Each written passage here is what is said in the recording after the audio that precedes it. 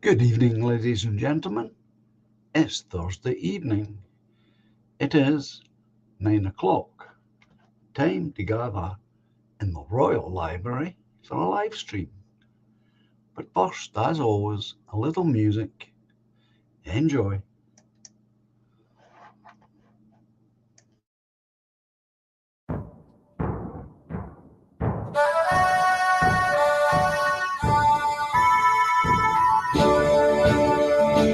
We are all the heirs to Scotland, as a nation proudly stand.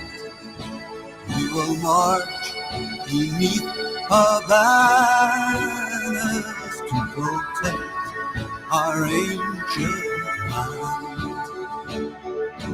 In the glens and cities, there on every street are the living heroes no army will defeat.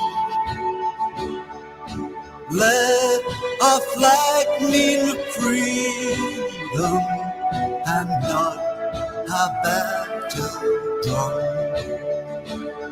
To the world we bid a welcome in 1,000 different ways.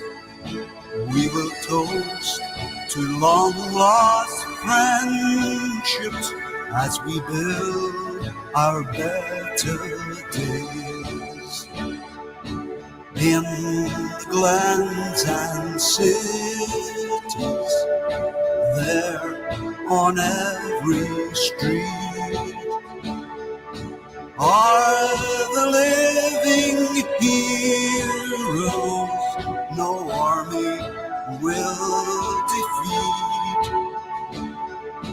Let our flag mean freedom and not a battle drum. We are all the heroes of Scotland. We're a nation hand in hand. We will march beneath her banners to protect our ancient land. In the glens and cities, there on every street are the living heroes no army will defeat. Let our flag mean freedom and not a battle drum.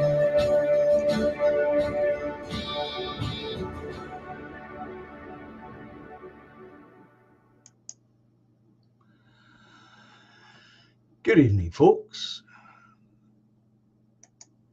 I hope you're all comfy, well, and safe. Oh, there's my Laura. Good evening, my dear. How are you? I hope you enjoyed your visit from Lorraine yesterday. Yeah, I was going to phone today. Truly, I was. However, before I could do any of that, Skywalker phoned me this afternoon. And of course, when he's on the phone, it's a long conversation. So that kind of scuppered anything that I might have hoped to do today. And that was one of them. I was going to and I'll ring you after the stream and we can talk then. And I'll fill you in. And no doubt you've been filled in. Anyway,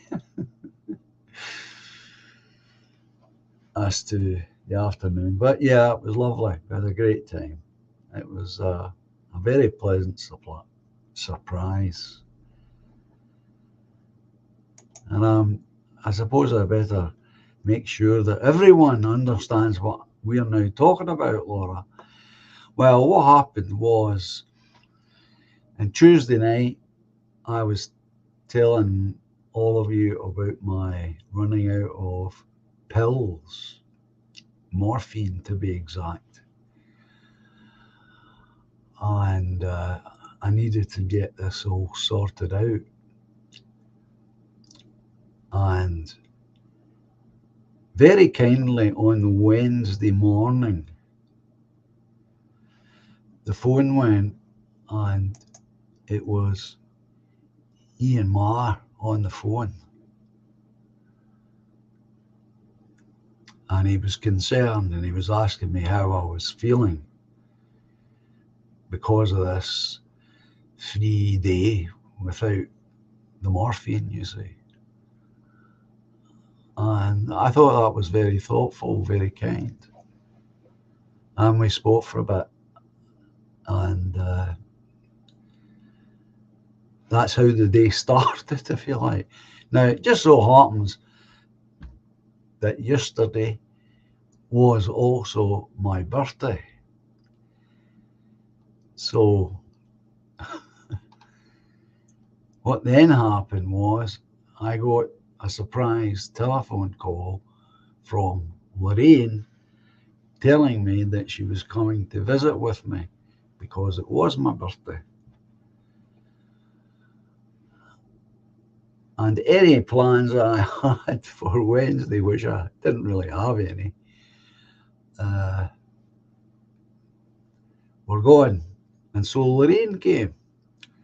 And we had a great time, and I knew this was going to happen, folks, and it happened. I knew Laura would phone. She always does. And because of modern technology, you can engage in a sort of small crowd telephone call. And she's on the phone telling me, I need to tell you, sweetheart, that you made a mistake on Tuesday night. And this is all going back to Tuesday and what Steve asked tonight. Oh, what about? I was watching the replay, she says, and you told the folks that you were on 100 milligrams in the capsules, and you took 2 a day. That's 200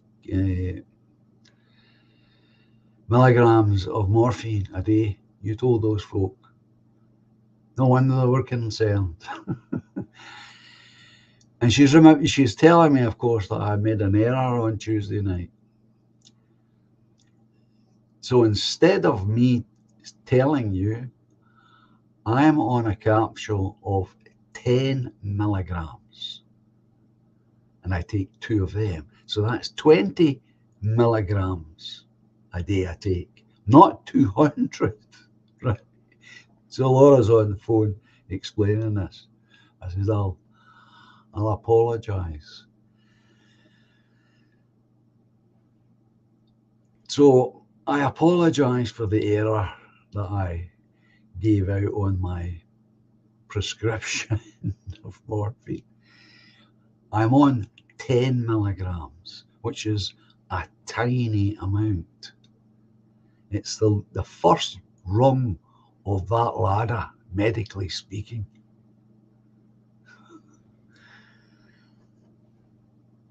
But then I got to thinking, and then the rest of the afternoon was spent in a mixture of hilarity and tears with Lorraine and I as we spoke about various different things that had happened over the years. So it was a nice afternoon. But I thought it was awfully nice of Ian to ring me like that. And then today I was going to ring Laura back, and Skywalker came on the phone, and off we went. So I never got speaking to her. I'll phone her after the stream, as I say. Oh, chap. But that was the phone calling. Well, apologies for the wrong information. And thanks very much, Exile. He's saying evening all and happy birthday, John. Thank you. And Toffee, thank you. Well,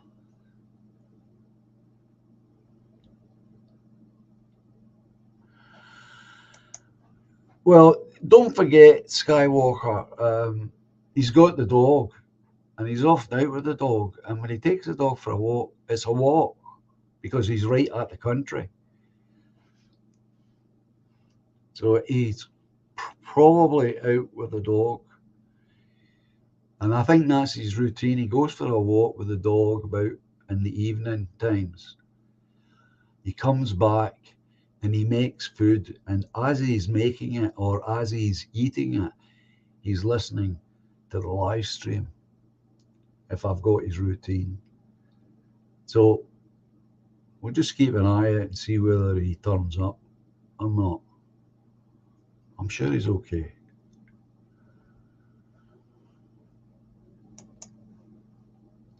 You can always get in touch yourself a bit later. Well, good evening to all the people that I haven't got naming individually. I wanted to get that apology in. Well, that's nice to know. I mean, it's nice that you are concerned, and that's the way it should be. We should be concerned for each other because no other bugger will be concerned for us. So that's what it means. That I've got a banner that says it all. There it's there, the Ark of Unity. As I said many times, this is not just words that roll along the bottom. There is genuine meaning behind it, and it's growing. I know it's growing in this channel.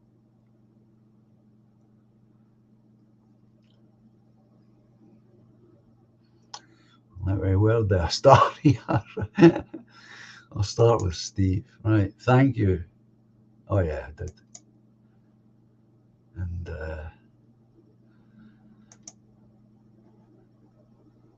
thank you, Rory. Oh, you're the 7th. Ah. Thank you for asking, Treble M. Yes, I am. I've had my normal medication. I had one this morning and I'll have one tonight. That'll be my 24th today. And the Woodlander, thank you very much, Woodlander. I'm just coming on to you next. Now, if you haven't seen it, you need to go and, well, when this stream's finished, that is, you need to go and watch the latest one from Woodlander. He has remained straight and stuck to his original idea, and he is now formed. He now has the private member club up and running, so to speak. It's there. It exists as an entity. He has also forged ahead and formed a limited liability company, which is a separate entity, and it now exists. It's up and running. And the third component is the website. The website he's hoping and expecting to be ready for next week. So that's all good news, folks, if you don't know. So we have gone from an idea to a concept, and from a concept into words, and from words into action. And then from action, we have solid outcomes. A platform upon which we can build something equally solid. So I think you should all put a 1 in the chat for Woodlander and his efforts, because you have some idea of what I was involved in, because he had to write a constitution for the membership club, the private members club. He had to write a constitution from scratch, of course. Now, I don't know how well equipped he is in terms of experience of doing something like that, but it's still a lot of work.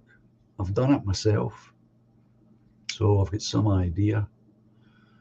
Limited liability would take time to get arrangements, because as far as I know, there's two ways to do it. I think you can buy them off a shelf, ready-made, if you're not too fussy about the name of the limited liability that you've just bought. I think that way still exists, and then otherwise you've got to go through a lawyer or a whole legal procedure, which you may be able to do yourself, but usually it comes down to a lawyer.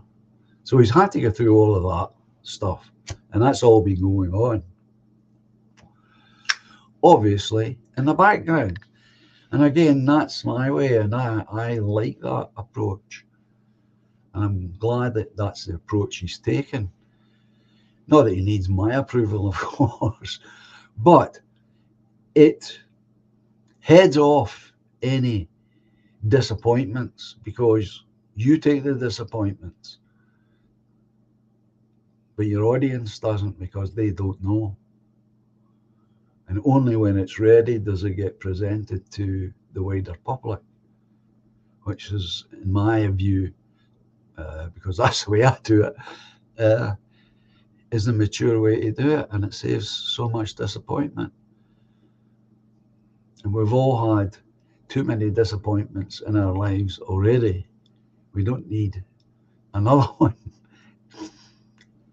So I like the way he's operating. He does the thing first, and then he presents it. As I say, not that he needs my approval, of course. I just want to express it because I know he's here.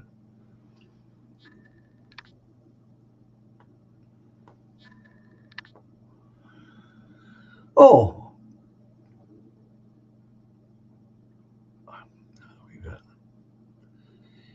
Mannequin saying he wants to talk for a 10-minute or a 15-minute slot. Well, hang on, and I'll get my earlugs in.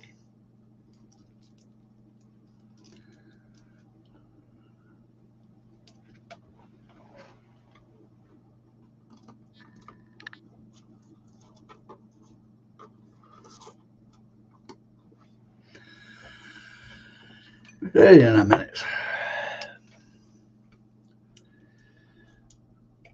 Never miss the opportunity, John.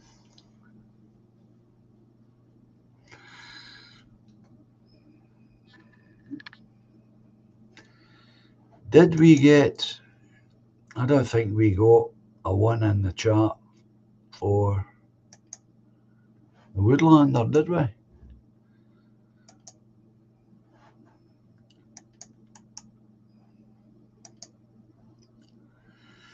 Well, there you go. There is the link, Skywalker. If you wish to come and join me for a bit. Thanks for all the happy birthdays. I appreciate that, folks. Good evening, Budgie.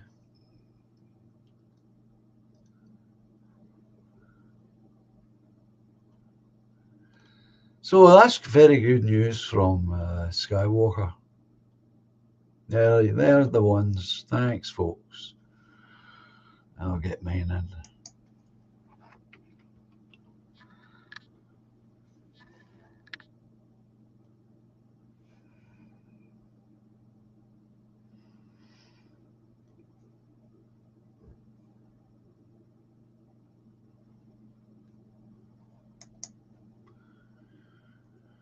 Rory, rhetorical question.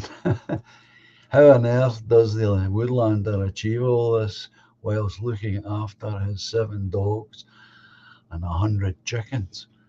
Well, for a start, he doesn't. I don't think he's got a television. That's a big help. Well, seriously. Well, it's exactly what I had to do. I wanted to do it. I really wanted to try and get us a political party that was registered. And that meant if I didn't do it, nobody else would do it because nobody had done it. Not since BNP collapsed. And that meant I had to sit down at the word processor and write something down and start from there. What little I knew about these organizations, how they were structured, etc., etc. And I didn't get it right because it was rejected. But as I told you before, in that rejection, you get, they tell you what's wrong with it and how, well, they don't tell you how to correct it, but they tell you what's wrong, what's missing, or what's unclear to them or needs to be stated in some other way. You get help, and then you get a month to resubmit without costing any more money. But that's how it's done, and that's how Woodlander would do it. He would have to sit down at I assume a word processor, but not necessarily. He could have done it with paper and pencil. But that's what it takes. It takes somebody who really wants to do it, is really secure in his idea and his vision. And after all, he's had all of that to get him where he is. Don't forget, he built the bloody house he lives in.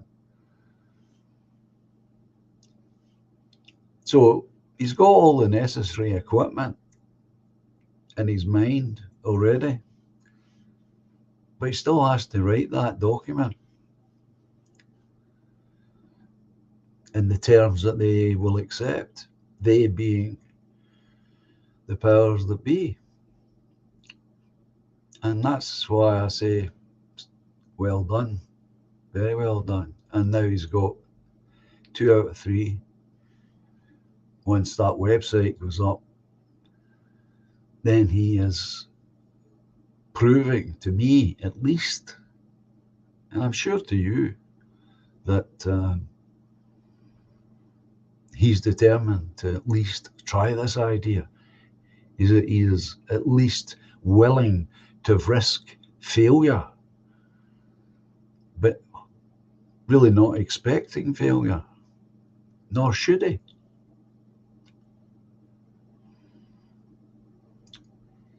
This should be obvious to everyone. It's nothing but positive.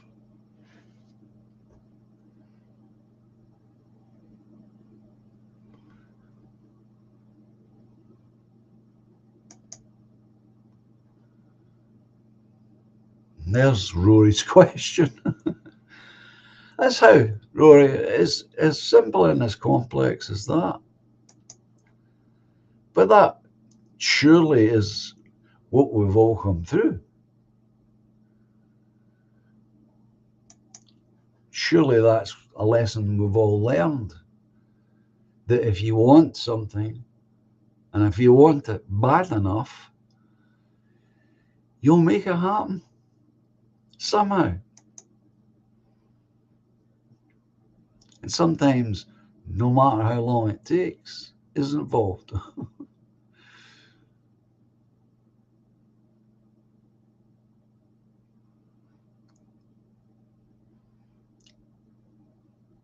And that's the way we should all be, as much as we can in our own ways. Draw your own lines.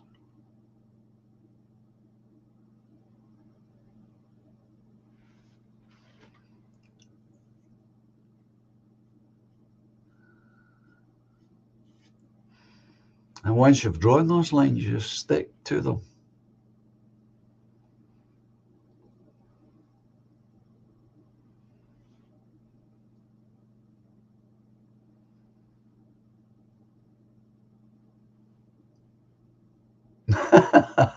You've changed your mind. That's okay. Don't worry about it. And not unless I just didn't take your message properly, Skywalker.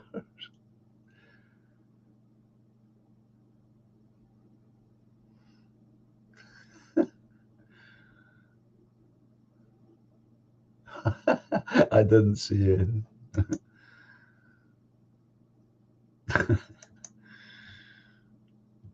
It's okay, don't worry about it.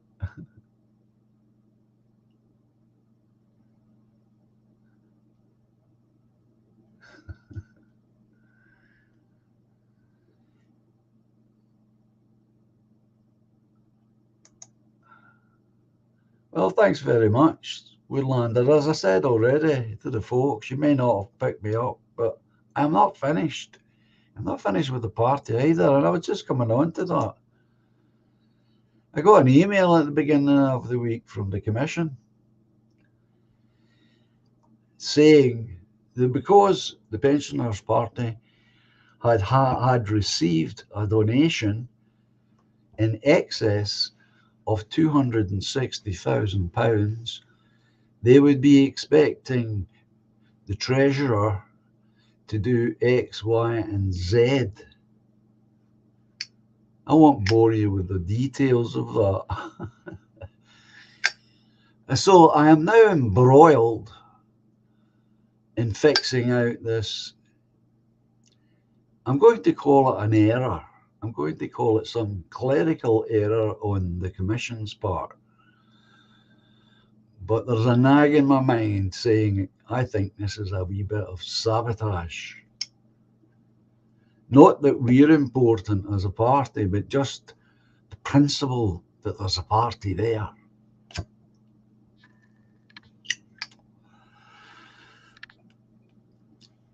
Although it appears to be appealing to pensioners, doesn't seem to matter because of the experience of PayPal.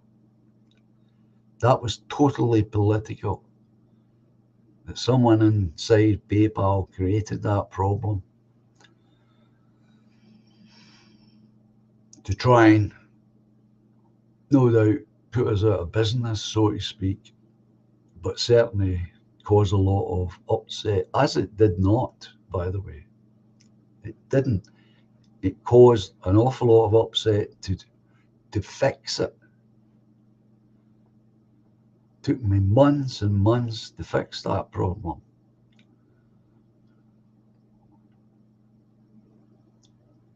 So now I'm embroiled with this, with the Commission. So as I've already said, I'm not finished. And obviously I'm not finished with the Commission either.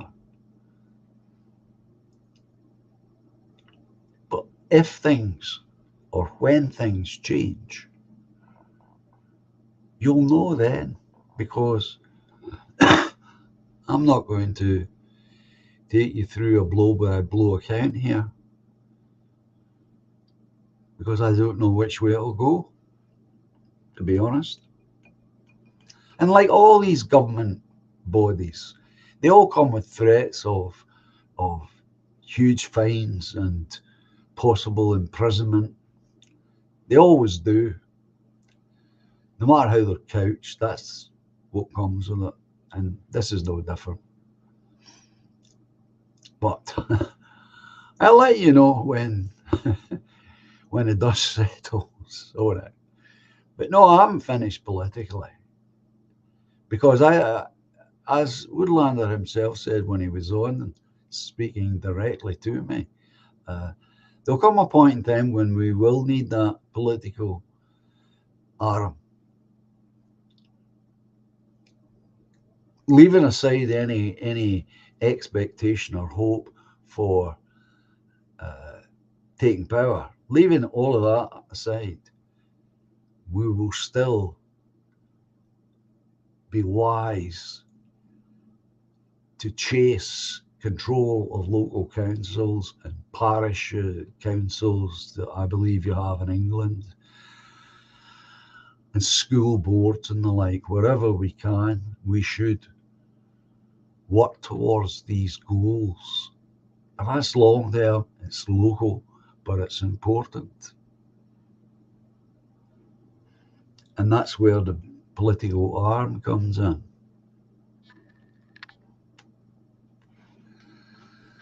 Because just like Woodlander's saying,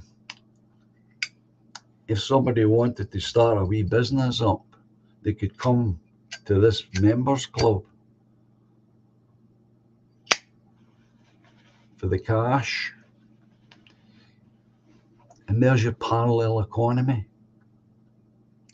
That's how it works.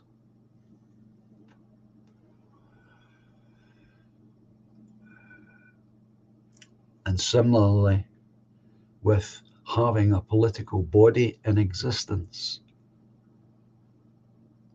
it allows any member of that political body, anyone, to then say, what can I do in my community? Well, I'm not like John. I'm not the person that will go in front of the camera and all that for the press, even if it's only local press. A lot of people are like that, they're a bit on the shy side. But there are other ways to do things that don't involve getting the local press. Simple things like stand in some area that you know and give out flyers. Do that for an hour or an hour and a half or something.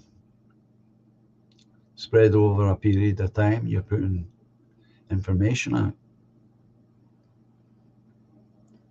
There's all sorts of ways that you can take your active mentality out into the real world and do some activity in the real world that will move us forward incrementally, admittedly, but more importantly at grassroots level. And you might be surprised, no matter how humble your venture is, you may be surprised at the amount of goodwill it buys from those around. It's quite amazing. Now, I'd like people to think about that sort of approach, a positive way to bring attention to everything that we stand for. And that would leave other organizations like PA to take a frontal approach when they know they're going to get damned by the press and the media. They know that before they do it. And I do believe they try to do other things as well in the community, which doesn't get any traction in the press, as far as I know.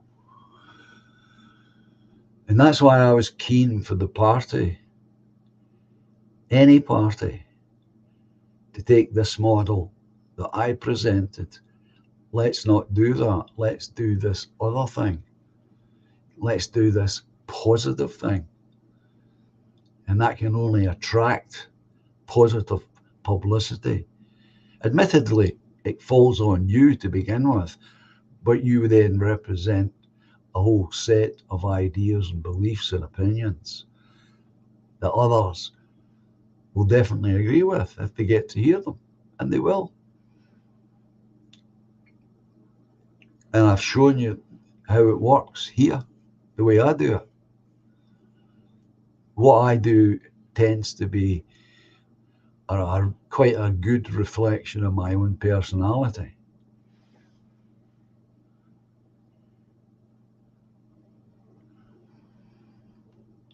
I don't mind the press or any of that stuff. It doesn't faze me. But you may not want to work that way. You might come up with an idea that you don't need that, you don't want that. And that's, again, brilliant. But it's got to come from each of you. I can't lay down a diktat and say, you should all be doing this. That'll never work. For us to get ourselves out of the mess that we're presently in is going to be hard work, because we're going to have to do it. We're going to have to make that physical effort, no matter how small it is, and go out into the real world and do whatever it is you've come up with, or simply speak to people, whatever. That's what it's going to take. Now, there might be people who use the internet that might be uncomfortable for me saying that. But the internet's too vast. Potentially this stream tonight anyone anywhere is theoretically able to watch and listen. But there are forces, as you well know, working against even that dimmest remote possibility. So it's limited, and it will always be limited. So the only way forward is through real world projects, such as the one that's on offer from Woodlander, and the same, I would argue, that I have tried to offer, the political way forward, which can only attract good attention. And if it attracts local press, all the better. But it's not compulsory or even necessary in some cases. Often word of mouth is much stronger and more lasting and more effective.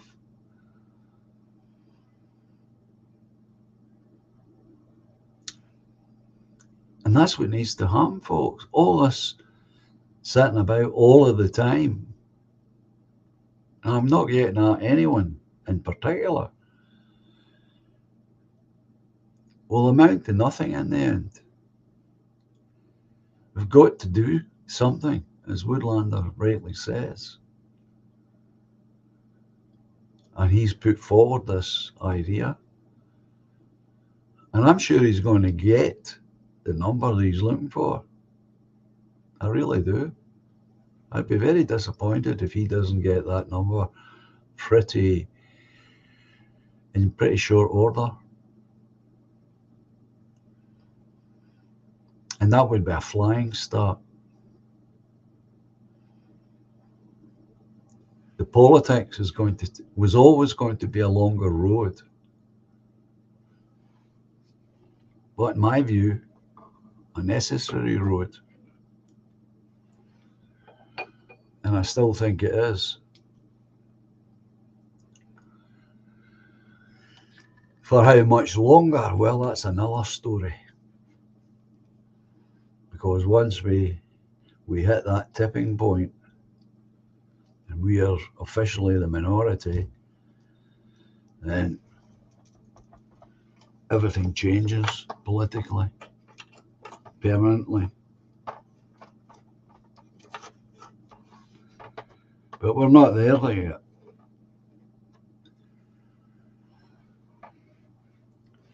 And by the time we are there, I'll either be dead or decrepit.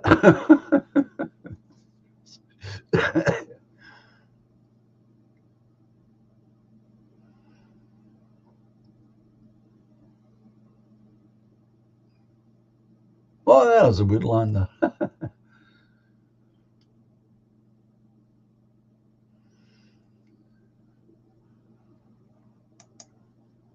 Metamorphosis, John Davidson. It's a Skywalker. Bashing away at the keyboard like a chimpanzee. Yeah, that's what it takes. And there's no glamour in it, folks, let me tell you. It's not a glamorous thing to be doing. Different story if we were making a movie. You know, we could make it look glamorous, but in actuality, it's not a glamorous thing to be doing. You're sitting there by yourself, scratching your brain if necessary, having done research, probably. But you've still got to sit there and put it all together, and it's all got to make sense. Not to you, but to other people.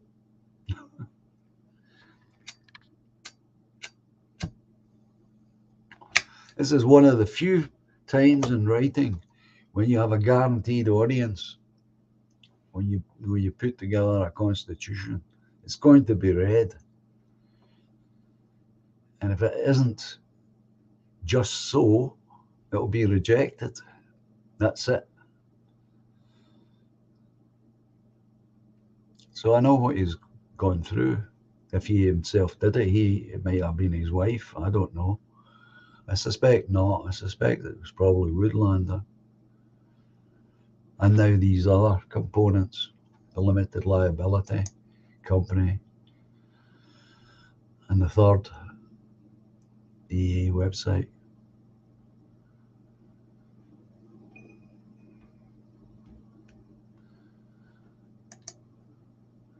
A man of confidence. I expect nothing but total victory. Well, in that case, Woodlander, as the Scottish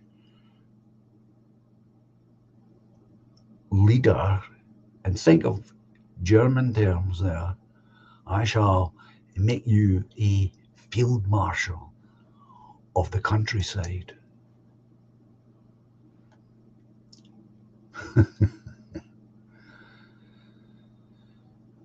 Well, you've got to have that attitude, Woodlander.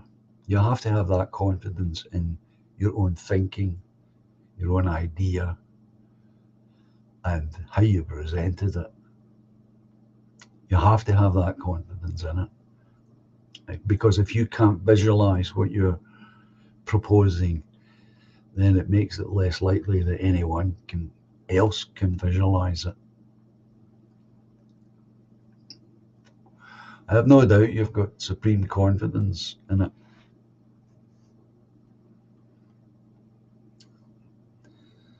The only thing that could prevent it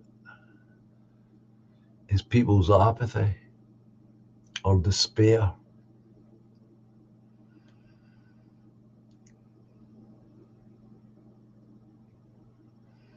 So it should fly without help.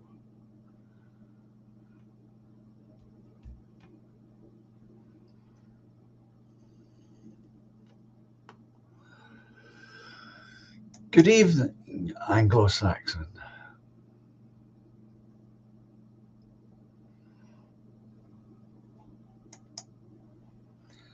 So I shall continue with my sword fencing, so to speak, with the Electoral Commission. And at the same time, I shall try my best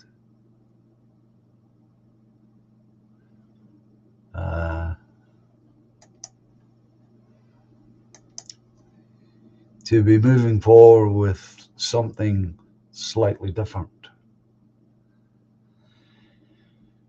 Why not invite the Woodlander on tonight to follow through up in his story? Well, he's more than welcome if he wishes to come on.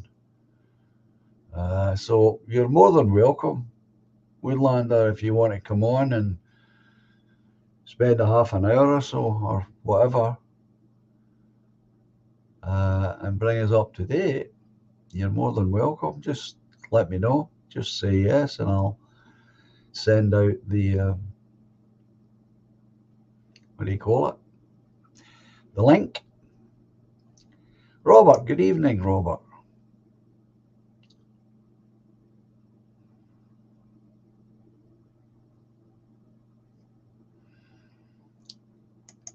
So it's up to yourself, Woodlander, whether is it? I see something there.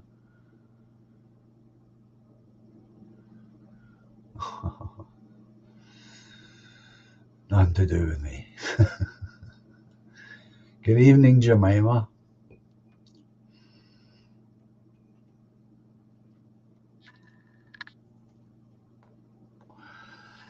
So yeah, think about that one while I play as a short. Good evening, it's a doc. I haven't done it properly tonight. I get kind of overloaded with names for a start. And I wanted to get my apology in at the beginning so I didn't forget it. I know, I see that, Toffee. I'm scrolling down now trying to catch up with whatever's going on. The green screen. That's right. Right, well, take the green screen away. It can't be the green screen. It's got to be something to do with perhaps the computer itself. Maybe it needs what do you call it?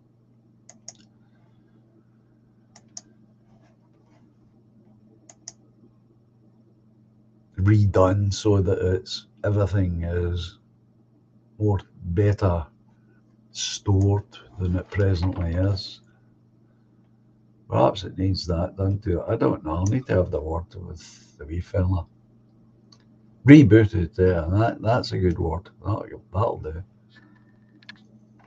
Thanks, Skywalker.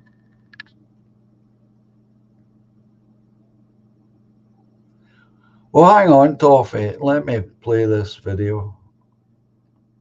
By a Christian. One of these. A lady boarded a plane. Always, I'll let it run through a couple of times so you get what's that went through an intense electrical storm. The plane started shaking violently and people started screaming, thinking the plane might go down. The lady and her friend decided to pray, saying, "Jesus, you calmed a storm 2,000 years ago. Do it again for us today." Within 2 minutes, the plane leveled off, and the Holy Spirit told her to press her camera against the window of the plane and take a picture. She took the film to get developed, but when her pictures were ready, the man who developed the film said, "Where did you get this photograph?" She said that she took it from her airplane window during an electrical storm. He showed her the picture, and there was a man in a white robe, standing in the middle of the photograph, in the middle of the storm. The man who developed the picture and his whole family decided to give their lives to Jesus Christ that afternoon after seeing what they believed was solid evidence that Jesus Christ was real. This true story was shared on Facebook by a Christian. A lady boarded a plane that went through an intense electrical storm. The plane started shaking violently and people started screaming, thinking the plane might go down. The lady and her friend decided to pray, saying, "Jesus, you calmed a storm 2,000 years ago. Do it again for us today." Within 2 minutes, the plane leveled off, and the Holy Spirit told her to press her camera against the window of the plane and take a picture. She took the film to get developed, but when her pictures were ready, the man who developed the film said, "Where did you get this photograph?" She said that she took it from her airplane window during an electrical storm. He showed her the picture, and there was a man in a white robe, standing in the middle of the photograph, in the middle of the storm. The man who developed the picture and his whole family decided to give their lives to Jesus Christ that afternoon after seeing what they believed was solid evidence that Jesus Christ was real. This true story was shared on Facebook. No, I'll take your word for it, William. It's just it never used to be this way. That's all that concerns me. It used to run fine. That's why I'm thinking, is it something to do with the internet? Is it something to do with the computer? But it certainly improves when you don't use it at the moment. So we'll have to go without the green screen. Right, Toffee, if you're coming on, you know the rules.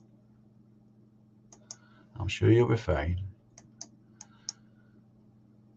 link. And here we go. That's the link there. If Woodlander's still with us and he wants to come on, there's a link, or Toffee. He asked to come on for a shorter breather. Now, the trouble with that video that I just showed you, it's very convincing on the surface. But what concerns me about it, oh, there's Rory. What concerns me about it is the fact that it could have been, although the girl herself didn't process the film, that image could have been added by the person who did process the film, and then on returning it, he as it sounded, could have acted surprised and puzzled and all the rest of it, because he was the one that was playing the prank on the girl. Now that's the way I can see a flaw in the story, in an otherwise quite convincing little story. Good evening, Rory. Good evening, John. How are you this evening? I am a lot better, thank you very much. Good evening, Toffee. How are you? I've Hello, only popped Rory. on. Hello, Toffee. John, I was just going to say, I stole that link from I Toffee. don't worry about it. No, go ahead, stay on, Rory, lad. You're here. I've only come on Just stay. to admonish Toffee there if he uses bad language. No, you're okay. I won't, I promise. So I'll No. I'll stay in the background while you have a chat, and if he comes up with anything that I disagree with, I will let you know, John. Oh, wait, have I got a moderator, have I? Yes. Yes, your language needs moderating, Toffee. You know that perfectly well. So how are you, Rory? Not so bad. Not so bad. Did I mention my birthday's on the 7th of May, the day after the coronation? You typed that in. So I'm sort of enjoying that. My local village had a coronation day thing planned, but they've cancelled it yesterday due to the rain. All right. In the rain, which is a bit boring. But I just looked up my local weather, and Sunday seems to be fine. So maybe they'll redo it, but I don't know, John. Yeah. Where has Toffee gone? He's disappeared. Oh, I was just about to say, we seem to have lost Toffee. He just dropped out. Don't know what's happened. If he's Something using, in Liverpool, I suppose. Well, it's more likely to be due to the fact he's using a phone. Who knows? So sorry, I've butted into your channel. No, don't be silly. Don't be silly. I put the invitation out there. Toffee had asked for it, so I'll put it out. And I was hoping that. Yeah. Are you planning to do anything for the coronation? No. Tom? No. Right. No. There's been some very big discussions about it in the nationalist community, whether we should support it or not. And I've always said, look, I don't like Prince Charles much, or some other members of the family, but I do like the institution. Okay. Good evening, child. Good evening, John. Good evening, Rory. And Toffee, wherever he is. Well, he's not with us on the stream, I can tell you that. Well, come back to this idea of royal families and dynasties. My own opinion, for what it's worth, is I think it's a good idea in principle. But I would, if I had my way and I had the power, I would speak to them, these people, and tell them that what we have today is no longer acceptable for all sorts of reasons. And what we need to do is get much closer to what I saw in Denmark, where you've got a him and a her and the children that they produce as a single family. And they live modestly, but wealthy, but modestly wealthy, and are allowed to live a private life. But on occasions when it's needed, they have all the costumes to wear and the gowns for the lady, and they then come and represent in any formal occasion the country. I would support that, but only that.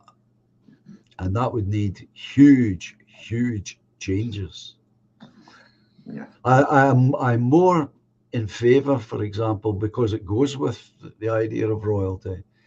I'm more in favour of my understanding about how French work in this particular area, and that is, yes, we should award special people recognition for what they have done,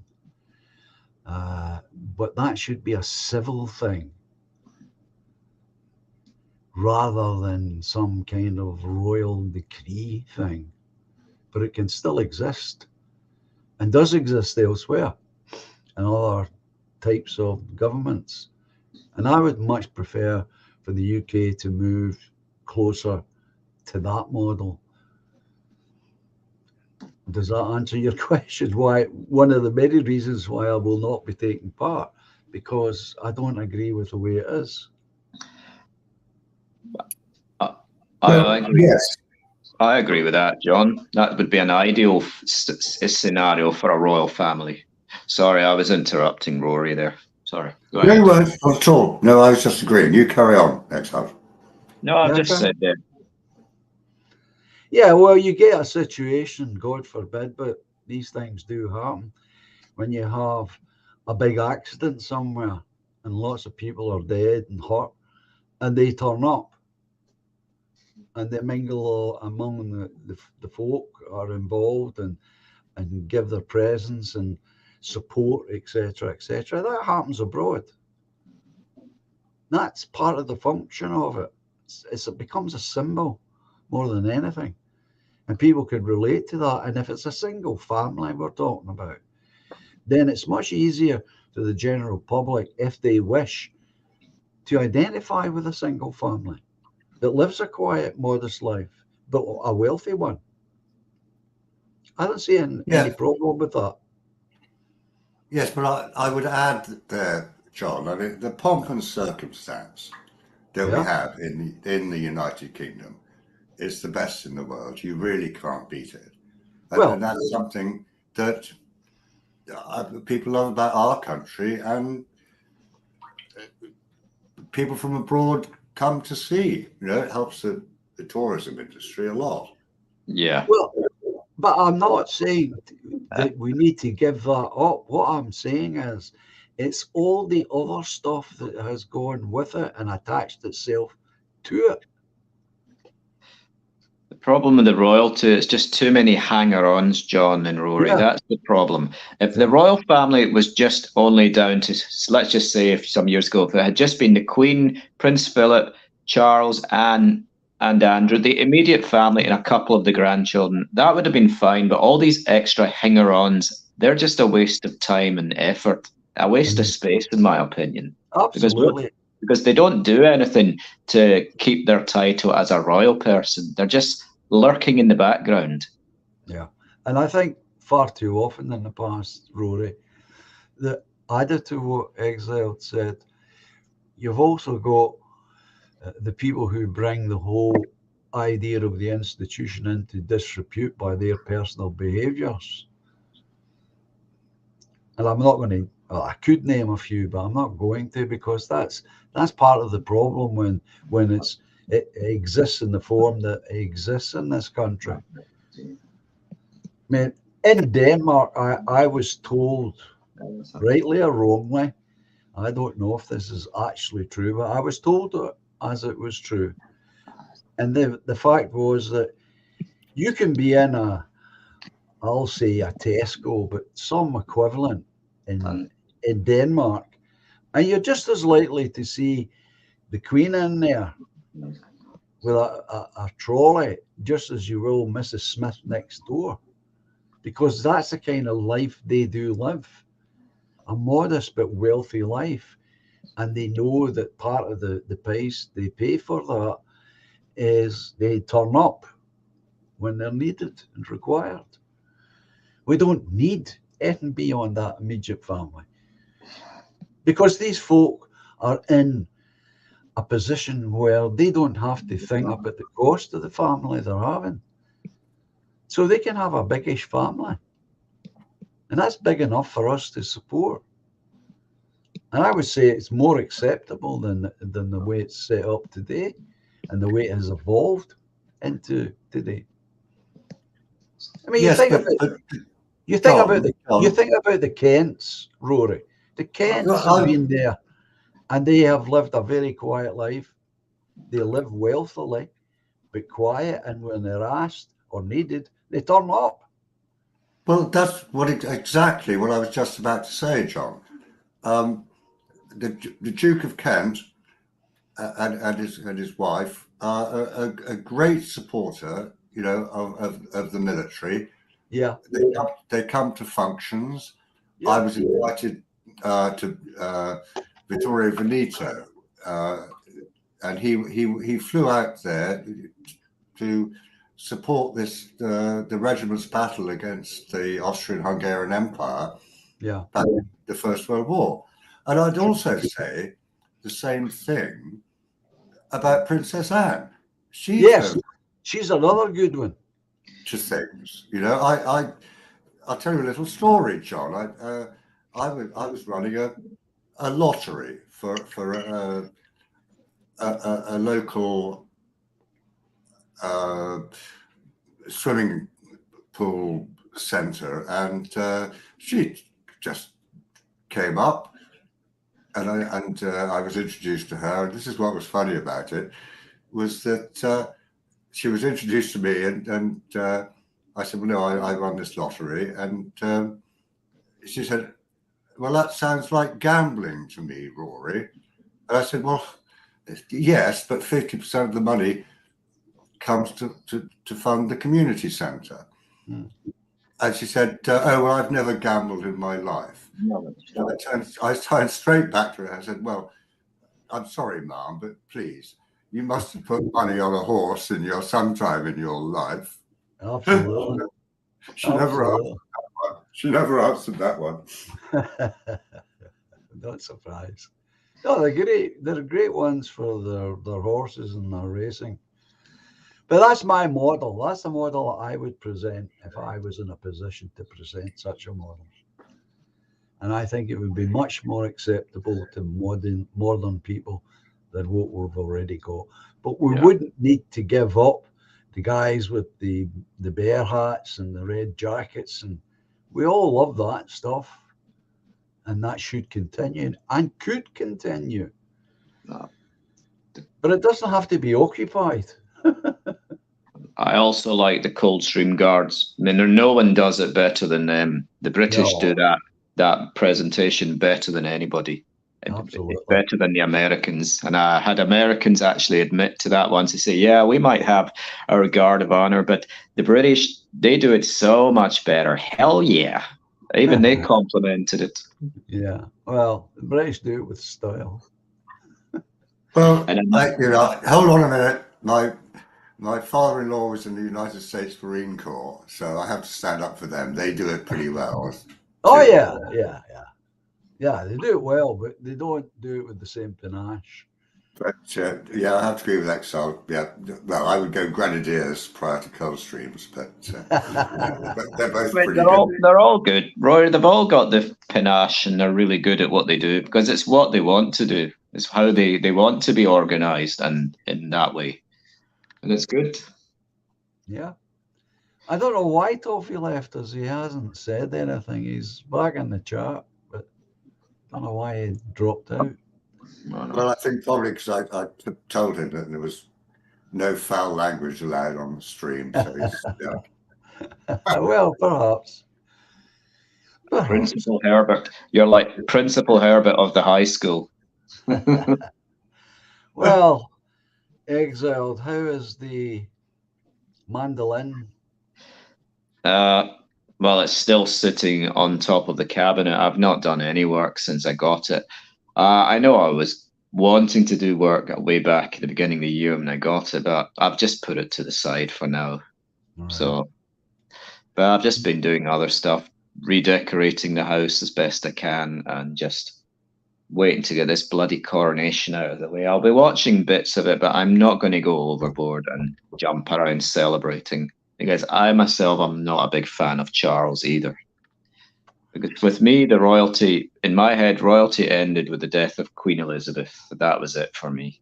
Oh, I know that, Exile. You've said that many times, and I know you say it with sincerity. Yeah. Here's a Well- wee question for both of you. I don't know how much truth is in this, but let us assume it is true that Charles proposes to change Defender of the Faith to Defender of Faiths, plural. How do you feel about that, Rory? If that's he's true- betraying. He's betraying our nation and our constitution in that regard. That's, that Defender of the Faith has been there since Henry VIII, basically, hasn't it? Yes. And if he turns against that, then he's betraying his country.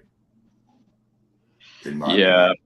that would be pretty much a stabbing on the back of his royal coronation oath to be the defender of the faith, not the plural faiths. But I think it will actually turn a lot of otherwise royalists against Charles, and it could possibly see the royal family go on a declining of popularity. And I'm thinking out a lot here, but it may also prompt people to demand a referendum on future royal family. I'm just speculating here. It could possibly start all these issues in the future if it comes with all the multi-faiths that he's supposed to represent.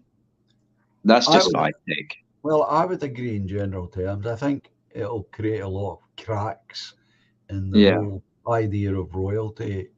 Various different fracks and cracks will appear, and it'll raise a lot of questions, and that might just be a good thing. It might help to shake people out of the apathy that we have tried so hard to let them see the real world and not the one they imagine.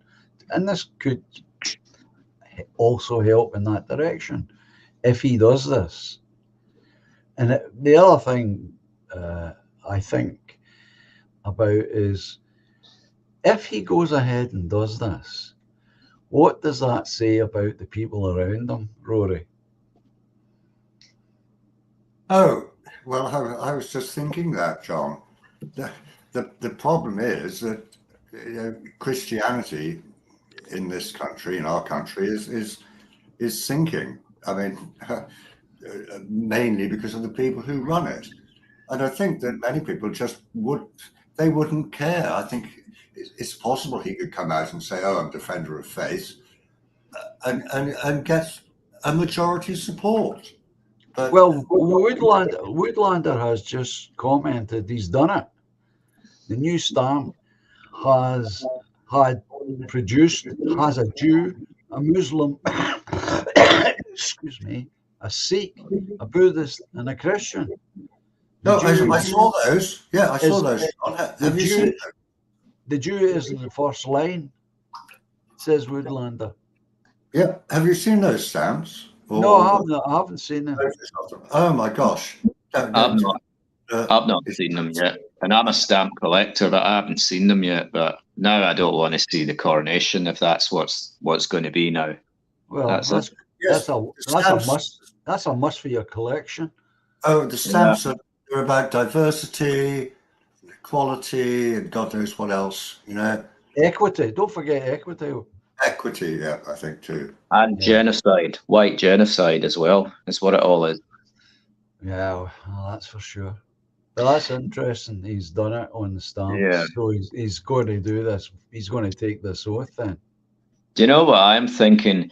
His, as he calls her, his dear mama, his beloved mama, she must be spinning in her grave with all this crap going on with her useless, incompetent son. Oh. Ah, jeez, oh. Well, I think that's, I mean, I've had this conversation in private often over the years. And I think it's because of him and the way he is that she hung on so long. Yes. She was exactly the same age as my own mother. They shared the same year in their actual birth. And my mother would often say that, is that woman never going to retire? She's never stopped since she took the job. Yeah, it's interesting you say that, John. Sorry, I'm just interrupting. My dad, 20 plus years ago, he was saying this. Why do you think the Queen won't step down and give the throne to Charles? Because she cannot trust him. And yeah, he was right. All those years ago, he foresaw all this nonsense going on, and that's what he basically hit the nail right on the head. Absolutely. And yeah, she could have retired like even 30 years ago because she was getting on for it then. But she chose to stay on to the last breath. Yeah, that's the attitude and opinion of my mother. She drew it to my attention because they were the same age. And when I thought about it, I thought, yeah, she's right. That's why, because he's a balloon. And he was always like that. He's a buffoon. He's a buffoon. Yeah, a balloon buffoon. Same idiot. No, yeah, he's an idiot.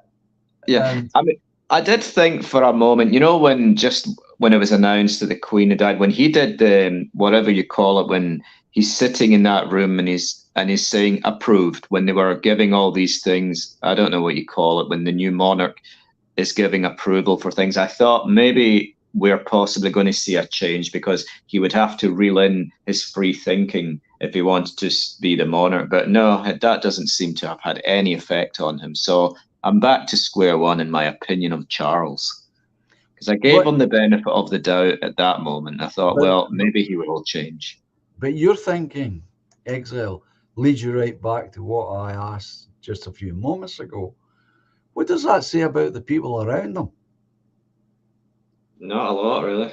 No, it doesn't, because if I'm correct in my assumption, he's got an army of people around him that are supposed to be professional advisors who are supposed to tell him what would be best in terms of his relationship to the general public before he does anything. Yeah. Now, I know he's got people like that, but what does that say about them? Are they complicit? I have no idea. Well, I'll tell you the first mistake Charles made, and a lot of people were pissed off at him. Do you remember when Lady Sarah Hussey was dismissed for assuming that race grifter, whatever her name is, was going around claiming racism? When she asked, where are you from? Charles should have stepped in and said, look, we're not sacking her. You came here dressed like that, looking for a reaction. So what do you expect for people to say? And especially when you're putting on a bit of an accent to try and hide the fact that you were born in England. Anybody can make that mistake, but sacking her just for you to win a micro victory, he should have said, no way. Do you know the only figure who actually practically said she can do one in a polite way was Princess Anne. She said she can do one because that woman served her mother faithfully for 6 decades or so. And the way Charles turned his back on it and threw her under the bus is absolutely repugnant. And he's supposed to be our king. Well, not my king. Exiled, I absolutely agree with you on that subject. That was completely disgraceful. If you turn around to someone and say, where are you from? People do that every day. You know? Yeah, but you know these people, Rory, they're always looking for racism and everything, especially if it's one of us asking them, where are you from? But these people seem to not think like us, or they are mentally deranged, that they're, whatever it is, they're just not normal way of thinking. And especially going going around dressed like an African princess or something, people are going to assume you're from Africa. Hell, I would. Yeah. So Well, the question The would thing be, is, that, excuse me, Rory, the thing is, Exiled, we say that to each other all the time. So where are you from, Exiled? Where are you from, Rory? Yeah. We say that all the time to people. There's nothing racist about it. I know. You hear, your ear hears a slightly different intonation, and you say, "Oh, where are you from?" Because the way this person has spoken to you tells you immediately they don't come from this part of the world, my wee part of the world, Greenock, Inverclyde. But John, it's also the fact that that person has very poor social skills, because it's a normal inquiry question. I mean, I've lost count of the amount of ethnic minorities in the past I've said, "Where are you from?" Usually their accent, if they're Indian or from Pakistan, I could usually nail it down to India, because most of them are here. I said, "Where are you from?" "Oh, I'm from India." I said, "Oh yeah, I guess by your accent." And they always say, "Oh, I know, it is so distinctive," but they don't get all offended. There was just one African girl when I was a student. She was dressed in I found out it was Nigerian traditional clothes. I said, "Oh, where are you from?"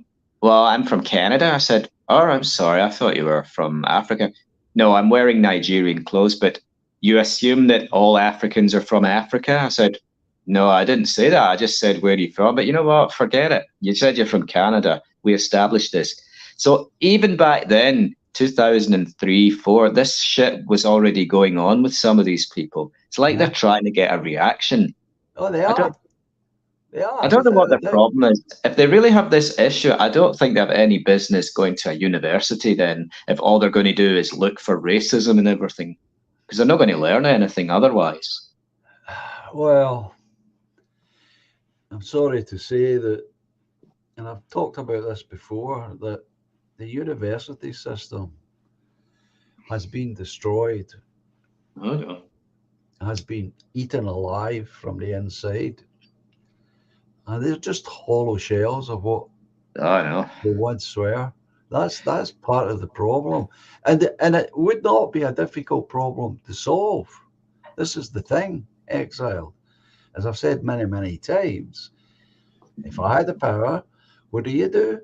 Well, you write a nice letter to the Chancellor and tell him that his social work department is going to be, in terms of staff, is going to be reduced to pre-Second World War levels. So how many of a staff did you have in 1939? Well, that's the level you're going back to. What does that do? It cuts down hugely the number of undergrads they can take for all these daft so-called courses like Gender studies. All of that. That all suddenly collapses, and you've stopped the flow, or you've reduced by a huge number the flow of young people who are going to become indoctrinated into cultural Marxism. But it's not only, it doesn't just stop there, John. No, it doesn't stop need to there. get rid of. Go ahead, Rory. John. Yes. I was going to say, if I met you in person, I would never ask you where you were from, because you'd be obviously from Scotland. I might ask you where you were from in Scotland.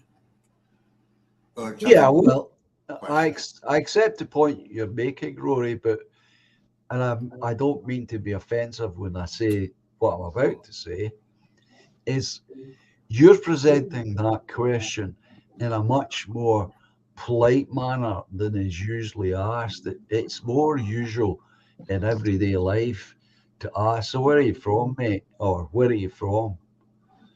But you're correct in terms of English grammar and being a lot more polite about it. Yeah, but what's more different? Sorry, carry on, John.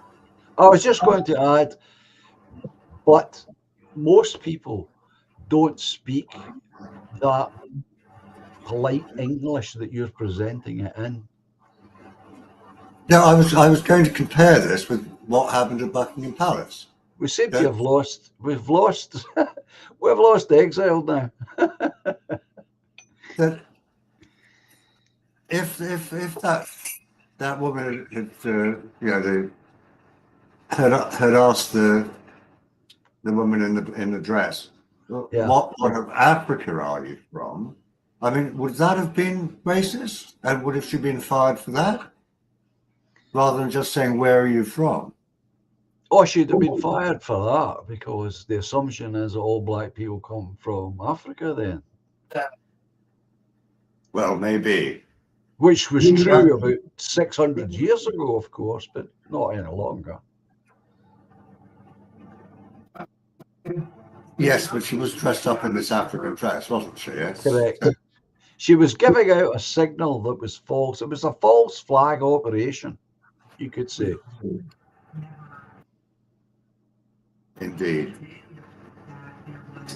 And a deliberate one because she chose to put those clothes on. He's back in the chat. I don't know if he's going to come back in again or not. So we've lost two, Rory. We've lost two. Oh well. Never mind. We'll struggle on. We'll pioneer on. I will stand in for absent guests. Wilkes haven't a toffee, by the way. That's what I'm. I don't know. He just dropped out as well. As far as I know, he's still in the chat, but he may not be. I don't know. Oh well. We shall struggle on. We'll struggle on without him. I'll bring on a little short. I don't know if anyone has seen this. I had not seen it before. I came across it. And obviously, I was appalled. So as always, I'll let it play a couple of times so you get the actual story. My vision, I believe I should have been born blind. I'm happy the way I am. I do have some regrets about the way I did it, but in the end, I'm happy the way I am. Dr. Phil, with all due respect to Jewel, but I am having a really hard time sitting so close to someone who traumatized herself, who damaged herself. We took an oath in medicine to help people. We see horrible tragedies every single day as doctors, and people who would give anything to go back and restore their vision, their health. My heart is beating out of my chest. I can't even make sense of the emotions I'm feeling, because to hear someone say, I've always felt I should be blind. Well, I've always felt I should be the Queen of England, but I'm not going out to become the Queen of England. Yeah. I don't have any regrets taking my vision. I believe I should have been born blind. I'm happy the way I am. I do have some regrets about the way I did it, but in the end, I'm happy the way I am. Dr. Phil, with all due respect to Jewel, but I am having a really hard time sitting so close to someone who traumatized herself, who damaged herself. We took an oath in medicine to help people. We see horrible tragedies every single day as doctors, and people who would give anything to go back and restore their vision, their health. My heart is beating out of my chest. I can't even make sense of the emotions I'm feeling, because to hear someone say, I've always felt I should be blind. Well, I've always felt I should be the Queen of England, but I'm not going out to become the Queen of England. Yeah. I don't have any regrets. So what's your thoughts on that, Rory? Well, I agree with the blonde girl. The doc? Absolutely. I know we're on YouTube. I have to be careful what I say, but it's the same with the transgender thing. Yeah. You know, if you go to a doctor and say, I want to be disabled, please cut off my legs, of course they're going to say no. They have the Hippocratic Oath. But if you go to the doctor, or in many countries these days, and say, I want to change sex, can you cut off or alter part of my bodies, then apparently that's okay. It's totally ridiculous. what the world has become. Yeah. And I would say this I would add on to what you've said there, Rory. I wonder how that lady is going to be in 2 years' time when all the TV companies are no longer interested in hearing her story, and she's left to live the rest of her life as a blind person. Do you think she'll really be happy then? No, of course not. She'll regret it. Of course she will. And the older she becomes, the more she will live to regret it. That will be her burden to carry. And the same goes for the other people that we were talking about. Your camera's on, Exile. Do you know that? Showing the half of my face here. Showing Okay. Oh, Okay. nice pipe, Exile, like that one. Thank you. Well, what's your thoughts on what Yeah, you just going back quickly, John, Yeah. to follow up. Yeah, Carry on. what's she going to think later in life? I mean, I don't know whether she has children, but what about her children and grandchildren that she can't see or look after? What about them? Again, that's going to be part of the agony that she suffers as an individual. Know that she brought all that on herself. It's a huge tragedy, whatever way you look at it. What do you think about that, Exiled? What did you make of that? I don't know what you were talking about because I was trying to get back into the system All here. right. I just showed one of these short videos where a woman blinded herself because she'd always felt she should have been born blind. Well, I can tell you what I think of people like that. Mentally ill, an attention seeker, clearly. Yeah. It's bizarre. I mean, there's all these crazy people in the world. They're basically running loose and they're an epidemic. But it wouldn't surprise me with all these weird, retarded people, because I remember years and years ago, there was this crazy girl, and this is gospel truth.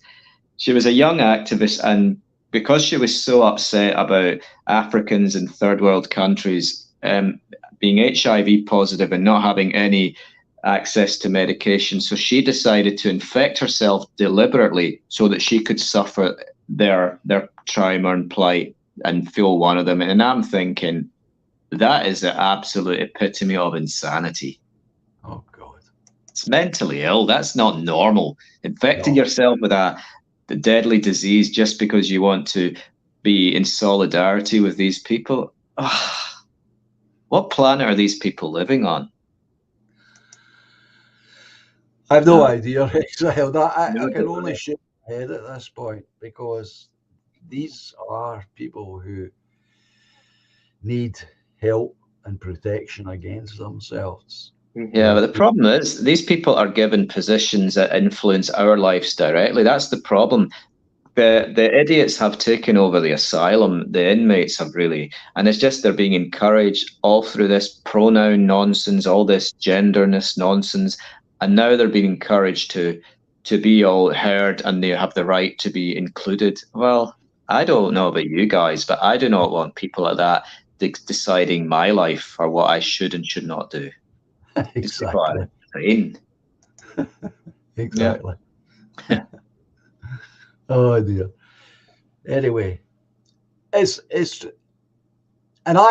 mentioned this business, Rory, just briefly, about people asking to have amputated limbs, and I have heard of course. One time he came back from Syria, and he had serum. So say that again, John.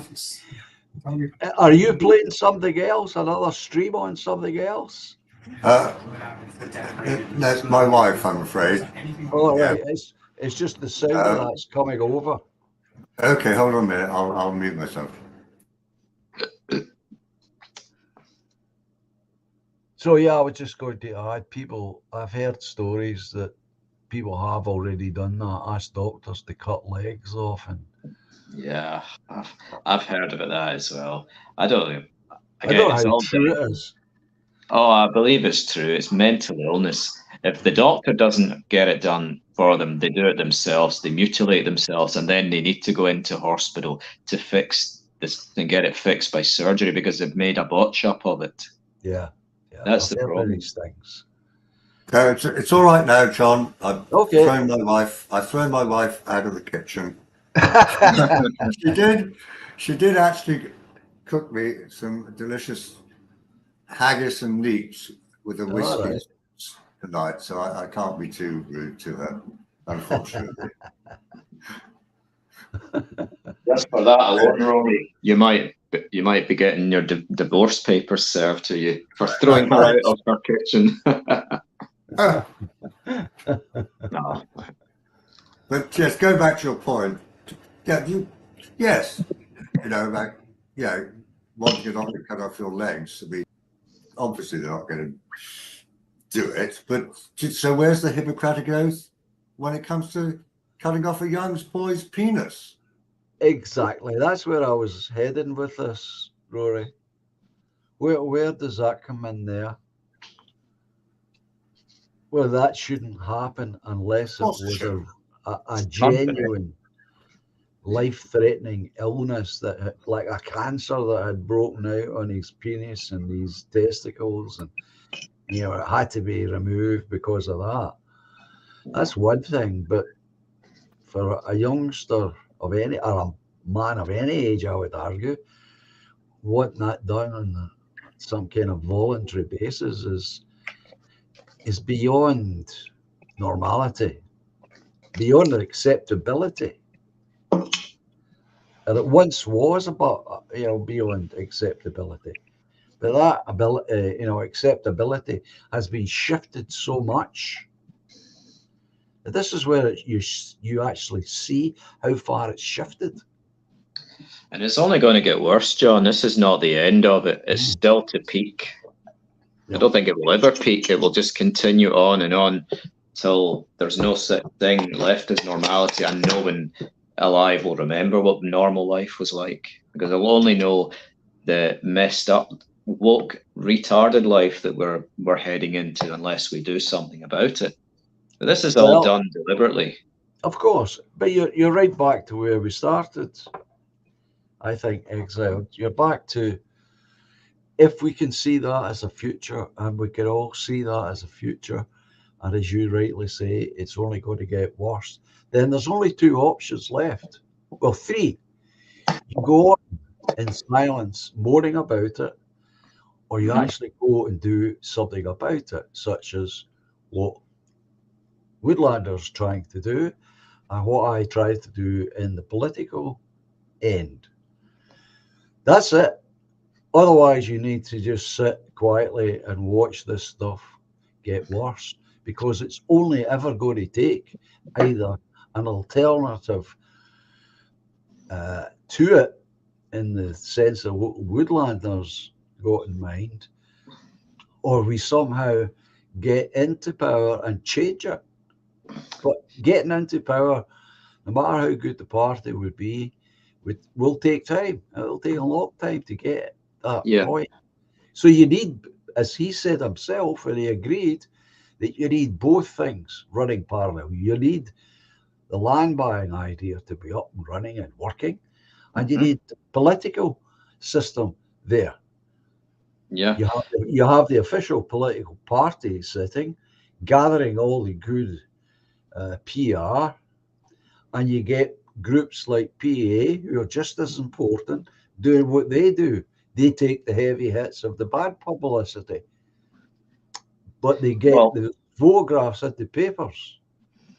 Well, in Scotland's case, it's now called Homeland, but it's the same, pretty much the same ideas with PA. They're running the same talking points. But but there is a fourth option, and I don't know if you were aware of it or you maybe didn't want to mention it, but I'm just saying fourth option, and its very last resort when all other possibilities are exhausted, would be through the barrel of a gun. But again, that is extremely last measure, and some people may take up on that idea. But I'm quite confident that we can turn it around still by getting the political parties in through the ballot box and just persevering. Because the last thing anybody wants is to take up arms and have chaos in the country. Because it never ends well. As you know, people always get killed, innocent people. Yeah. It's not starting violence, it's the problem, it's ending it. Yeah. What do you Because- think, Rory? Do you think these, what I've laid out is what you see, or do you see something different? No, I think what you laid out makes sense. It'll be extremely interesting to get the results of the local elections tomorrow. Have you had them in Scotland, by the way? Oh, look, we had them last year. I stood last year for the councillor. Oh, okay. Under the banner of the Pensioner Party. Right. Because today in England, I think there's been like 8,000 local elections all over the countryside. And the Yeah, but results the will be thing coming is, out within probably 4 hours' time. And it'll be very interesting because I think the Conservatives will lose an awful lot of support. And I think there'll be, unfortunately, a lot of Labour or Green Party people elected. well, that's because there is no alternative in England. Exactly. Yeah. But well, that's not quite true. The We got Pensioner a Party, few. Party does have a couple of members in England, right? But we're not anywhere strong enough or numerous enough to amount to anything yet. But don't forget, it costs money to stand as a councillor. It's about £500, I believe. Yes, it is. Right. Yeah, Yeah. I stood as a UKIP councillor in 2015, 2017 and 2019. But Yeah. you know what? I never lost my deposit. I always got enough votes not to lose my 500 and all the parties' 500 deposit. In fact, 2019, I got 14%. Strange number. Excellent. So had you kept going, had the party kept going, you would have got there in the end. Well, we haven't had an election since then, where I live, a local election. I've got to assume then that you're not standing.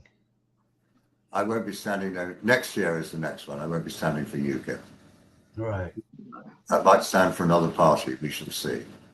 Well, watch this space then. Yeah. Was it last year, John, when you were standing, was that the same time you released that balloon? Yes, that was to launch the party. That was to draw attention to the fact that we existed. And through that launch, believe it or not, I got a television interview. Oh, okay. That ended up as an interview on national TV. Oh, well, there you go then. And that's coming from nowhere with, well, at that time we had, what, 5, 6 members. Famous John Davids. And I stood under my own name, of course, but the banner on the ticket was the Pensioners Party. Did anybody ever get back to you with that balloon? No one ever claimed it? No, I gave it to a local fella who does charity work. I tried. I went round to a couple of the churches and offered to give it to them. They could put it up for a wee raffle. And they wouldn't take it. Okay.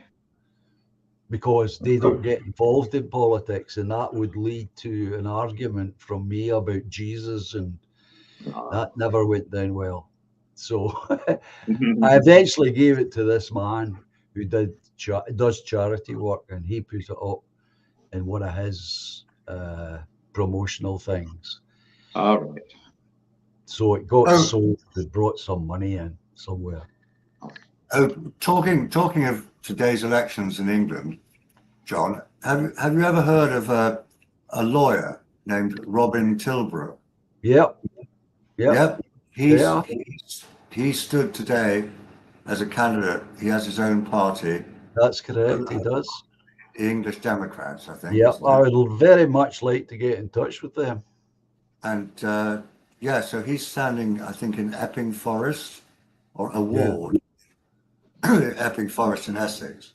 Yeah, Very interesting to see how he does. how he does. Yeah, absolutely.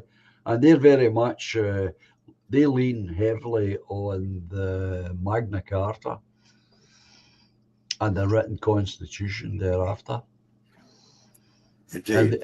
And he seems to be incredibly knowledgeable about it. I would really like to speak to that fella. Well, you must have heard about his great victory, legal victory, getting that woman who was abused, by the grooming gangs, and Yeah. one got I think £450,000. Was it something like that? Well, good for him. Did you hear about that? No, I did not. Oh my gosh! It a turning point in English law that he took the leader of this grooming gangs who raped this woman for God knows how many years when she was a teenager, and he won. Good for him. And he, this guy had made millions selling her off to various people, prostitution basically. Yeah, and he, £450,000 back. Great, Wow. man. Yeah, that is a great victory. Good for him. But he is someone I have genuinely wanted to speak to for some time. Well, he's been on. A friend of mine, Jeff Taylor, runs quite a successful YouTube channel. I knew him back in my YouTube days. He had him on. Yeah. About a month or so ago, and Mark Collett had him on. Yeah. A couple of weeks ago, I guess. So, yeah, I'm sure. Yeah. You see, my thinking again, Rory, and everyone else is he's got a small party. I have a small party. And there are many other small parties that are not communistic and not too far right, but common sense policies. And I think we should endeavor to create, like Sensum was talking about, the idea of collectivizing with these different parties. We don't have to join each other and create one big party, but as separate parties, there will be lots of common ground, and therefore we can easily avoid any potential clashes at the local level, and we can work in cooperation with one another to help the other member get elected. And that can only help us. And I think that's one of the strategies on the political front that is achievable. That's why the political thing to me is still important. But it's getting a hold of these folk. I tried it with the Scottish Family Party and got nowhere with it. Did Richard Lucas never get in touch with you at all? No, all this time. No. The first thing that happened was I was referred to someone else, and when I got in contact with them, they said no, they wouldn't be interested in appearing on a live stream. That's a pity. Yeah, I mean, I met Richard Lucas last year at when they were outside the Education's Council building, the headquarters, and it was to oppose the sexualized education for children. And I spoke with him. He seemed a nice enough guy, but I don't really have much else to say about him other than that, so I can't really comment. But it's just a pity that he didn't entertain your idea, because I thought he would be on board with what you're saying here. Well, that's what I thought, Exiled. I was quite convinced that there would be a lot of commonality, and we could reach some kind of mutual beneficial arrangements Yeah. for upcoming local elections, because I'm sure that's what. No, I'm wrong about that. His party did try for the Edinburgh Assembly elections. You know, another thing as well, I get the impression, it's just my distinct feeling that he's more religious than yourself. So maybe there's that to consider. Well, again, I accept what you say, Exile, but here's my problem with what you say. The candidate they put up for Edinburgh turned out to be a homosexual ex-porn performer. No.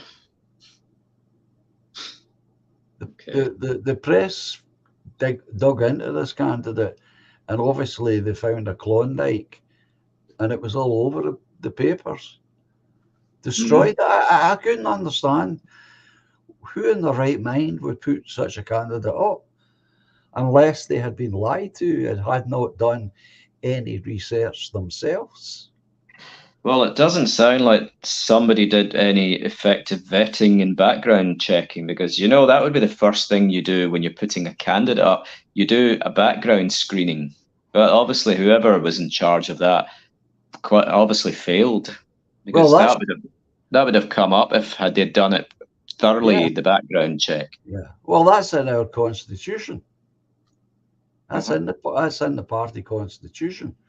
Anybody who stands for an election, including me, by the way, needs to be vetted.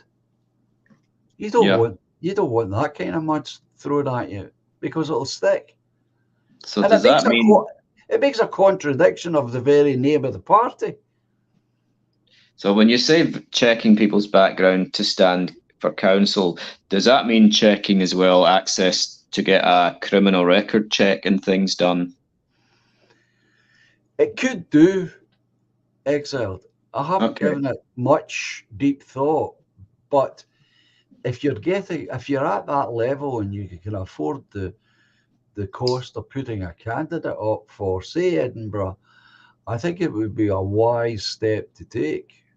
Yeah, because a lot of these on the politicians level, a lot of them have criminal records, even small in things and murky past. So it's not unusual. Yeah, well, I feel as though I'm going to get to the point when I'm going to have to reveal one of the ideas that I've kept private for a long time. Yeah. So I will reveal it, and you can both tell me what you think. Okay. Okey-doke. So the idea that I've got, and I've had it for many years, is if you're a member of my party and you put yourself forward as a candidate, let's imagine for Edinburgh, but what would then happen is you would be checked, especially if it was Edinburgh. We would have to go to the bother of getting a criminal record check via the police. That costs money as well. Let's assume the person was fine, he didn't have any record. Let's assume that. Then what would happen is, and this was a new idea to politics, as far as I know, correct me if I'm wrong, folks, they then would be presented with a contract, and they would have to sign a contract. And in that contract, and it would be written up by a lawyer, that if they get caught with their pants down or their hand in the public purse or anything of that nature, they will immediately cease to be a member of the Edinburgh Assembly. They give that up immediately without any qualms. They have to do it. And then if it's a criminal thing that is turned up, rather than getting caught with their trousers down or their skirt up, it might be a woman. If it was a criminal thing, then they would be taken to court by the party for breaking the party rules. And that's a new dimension to British politics. Make the individual candidate, if they are elected, actually accountable and responsible for their behaviour from that moment on. Yeah, because there seems to be a lack of accountability and has been for a long time. It just seems to be the thing. Unaccountability is very fashionable with all these idiots. So it needs to be accountability, priority number one. And that would be done through the party mechanism at the point of saying, right, we're going to accept Jimmy Smith as a candidate, but here's your contract, you need to sign that. What do you think of that idea, Rory? Well, yes, I would agree with you. It reminded me of Exile might be able to, or you may be able to remind me of the woman's name, but wasn't there a Labour MP who was convicted of a crime and had to wear one of those ankle things? Yeah, yeah. In the Houses of Parliament. Yeah. How crazy is that? That you can actually serve as a member of Parliament having been convicted of a crime of some sort. I forget what it was, but you know, it's nuts to me. And so I would agree with you totally, John, on that. Yep.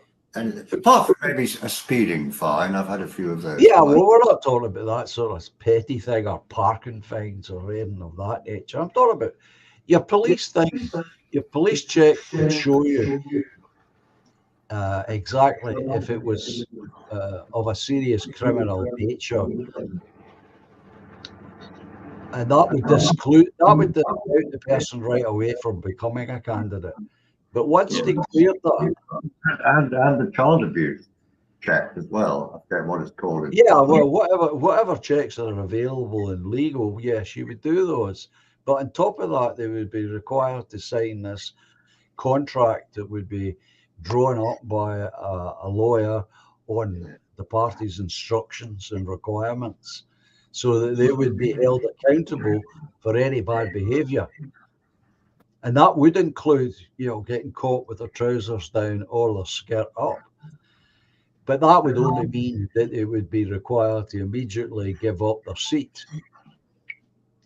But obviously, if it was of a criminal nature, such as missing monies or embezzlements of some sort, then there would be a follow-up. And the follow-up would be that we would sue them for bringing the party into disrepute. Yeah, I can think of one party in particular that's affected by that issue. So can I, Exiled. And the take of Hamza Useless was recently saying he's very pleased that membership has gone up. And I'm thinking, what sort of result is he reading? Because the last I checked, membership was dropping rapidly.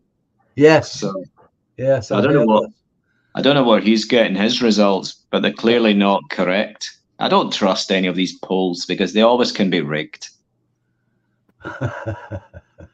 I wonder what's happened to that £100,000 motorhome. Well, I'm expecting to buy it for about 10 grand when it comes available. That's the answer to that one, Rory. I'm hoping the police keep it so I can buy it for about 10 grand. Oh, they'll auction it off for the proceeds because it will probably be auctioned. I know, that's what I'm saying. Criminal assets or something like that. Yeah. As if I've got 10 grand to buy a moment home. I know. I don't think it would be 10 grand. I'd probably sell it for a song just to get rid of it. Yeah, absolutely. And it would be hilarious if a Tory or somebody got it and then they basically flaunted it around SNP headquarters, saying, "Look what I've got!" And it's covered in English flag, British Union flag banners all over that, and it was just completely the opposite of what the SNP has been peddling. That would be a real slap in the face. It'd be hilarious. Actually, that's what I had in the back of my head, to be honest. That idea, pile on the party logo, Union Jacks. and, with and a drive it around Edinburgh. with a caricature of Sturgeon and Peter lying dazed on the ground, defeated. So there you go. So that's one of my intentions, folks. I think a long overdue needed break on what happens once people get elected. Can I just quickly draw your attention to something? Gavin Cardy has just made a very interesting point there. It's referring to the SNP. It says his Muslim tribe will en masse be joining the SNP. Yeah, because now he's at the head of the party, because it's all part of their plan to gain more concessions and more foothold. It's an excellent point, Gavin. Yeah. Thanks for drawing our attention to that, Exile. I didn't see it. Yeah, I'm just scrolling and I just looked and then I saw it. Well, that's very true, and that's the obvious and real danger that we face, and that's why Woodlander's idea must succeed. It just must. Do you know what? This idea of Muslims flocking en masse is not a new concept. Whenever one of theirs get in, do you remember Mohammed Sarwar, Anas's father? Yeah. Well, when he first became the local MP for Govan or wherever it was, he suddenly saw a surge in votes from the Muslim community. I remember reading that many years later, because they will obviously gravitate to him because they are more in for their own people. Yes. He will favour them rather than the Scottish people, if you know what I mean. Yep. Because it's real collectivism at work. It's also them showing that they don't have no interest to integrate, and they're also just racist with that gesture. Yes, that's very true. Because you didn't, and here's the comparison I like to use, because you didn't see that happen when the Italians got to that point. When they came here at first, they didn't make a mad dash to take over councils and what have you. They just happily blended in. Yeah. Well, they opened all the sweet shops, ice cream parlors, and restaurants. They were just normal. They integrated, and they never bothered anybody. Correct. But it's just this whole breed now of a certain lot, who have no intention to integrate or bring anything of benefit to us, but all to suit themselves while swelling their numbers. Yep. Yeah. Yep. That's the difference.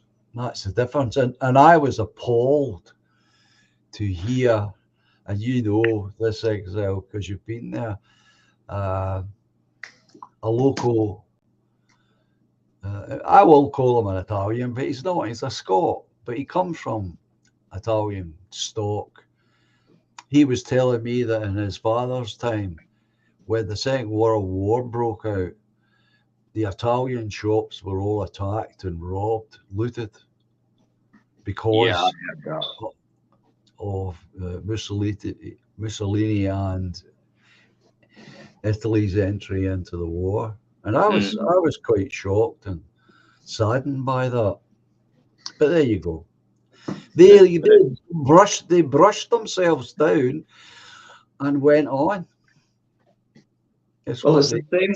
Well, this mentality is always what happens when a war, and it's also down to propaganda as well, John, because look what happened to Russians who live in the UK when the Ukraine crisis started. Russians were getting attacked. Their businesses were being targeted and vandalized, all because of the war.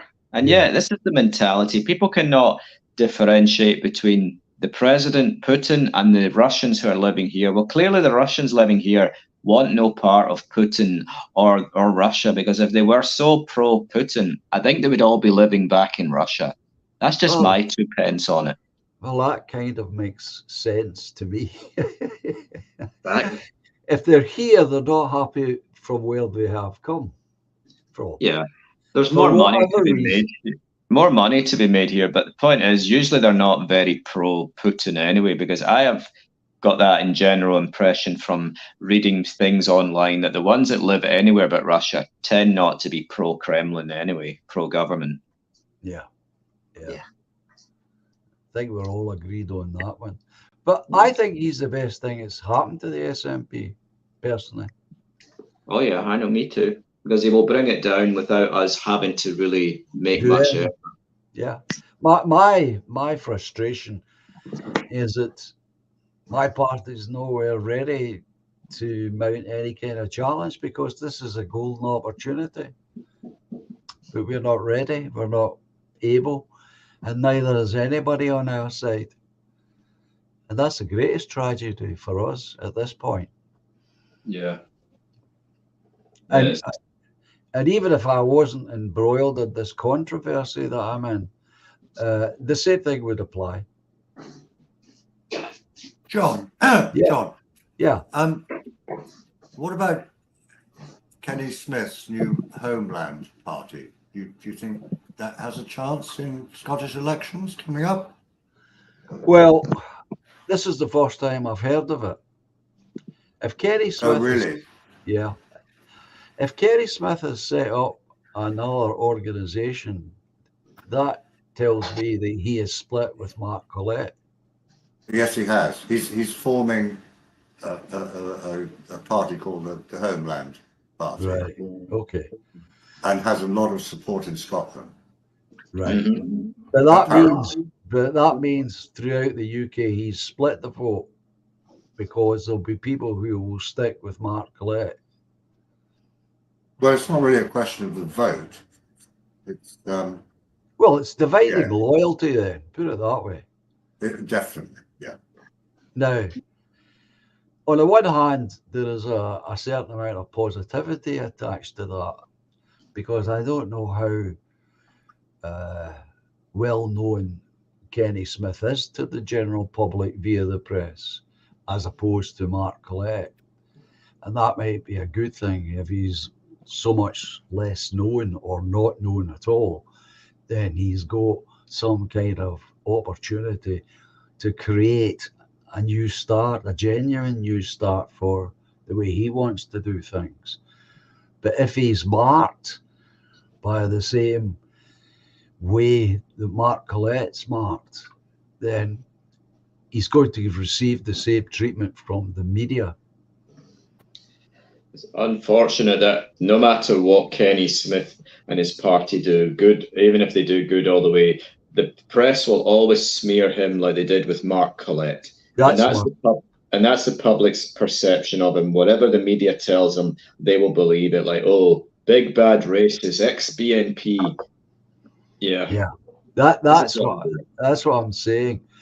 So regardless of why he split with Mark Collett, and regardless of his good intentions, that's what I see, exactly what Exiled laid out there. He'll get bad press no matter what good he does. And that's the tragedy. And that's why I've kept a distance from PA, so that didn't spill on to my party.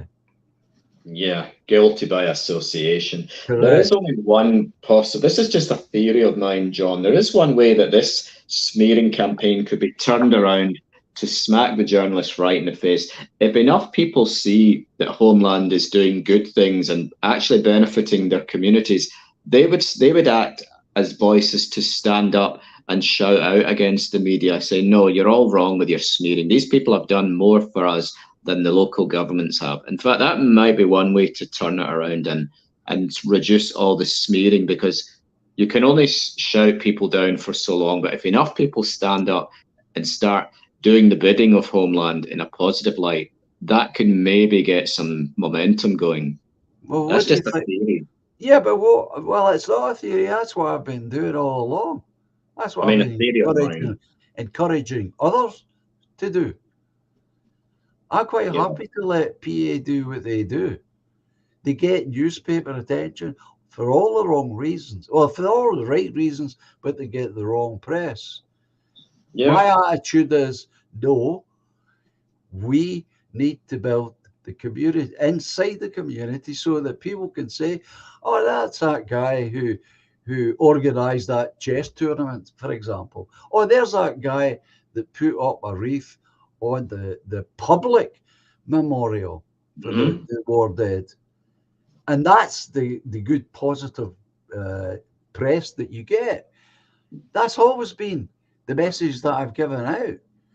Exactly. And so if party members come up and say, I can't do any of that, that's not me. But what I'm willing to do is stand on a corner with 50 flyers and give them out to passing strangers.